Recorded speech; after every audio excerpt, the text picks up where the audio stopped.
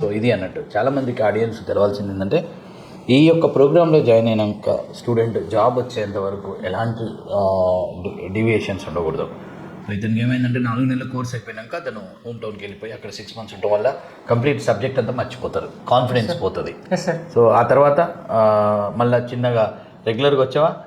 But ఆ తర్వాత కూడా నువ్వు కొద్దిగా ఇర్రెగ్యులర్ అయ్యావు, ఎప్పుడు అక్కడ ఇక్కడ కనబడుతుండేవాడే, కొంచెం ఎక్కడో డిస్టర్బ్ అయ్యావు కదా?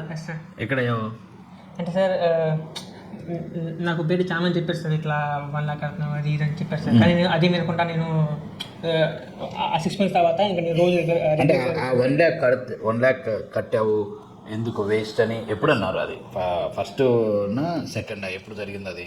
స్టార్టింగ్లో ఉన్నారు సార్ చాలా మంది. కానీ స్టార్టింగ్లో అంటే ఎట్లా అంటే జాయిన్ అయినాక ఎవరు తోటి వాళ్ళేనా? సార్ పక్కన స్టూడెంట్సే? సార్ పక్కన స్టూడెంట్స్ అంటే పీజీలో సార్, హాస్టల్లో. అంటే వాళ్ళ కామెంట్ ఏంటి అంటే 1 lakh ఎందుకు అది ఇది అని చాలా చెప్పారు సార్ వాళ్ళు. అంటే ఏంటి వాళ్ళు? అంటే 1 lakh కడుతున్నారు ఎందుకు, 1 lakh బయట 30,000 కదా అది ఇది అని చెప్పారు సార్ వాళ్ళు. చెప్పినప్పుడు ఏమైతే మనం కొద్దిగా డిస్టర్బ్ అయ్యే ఛాన్స్ ఉందా? అవును సార్.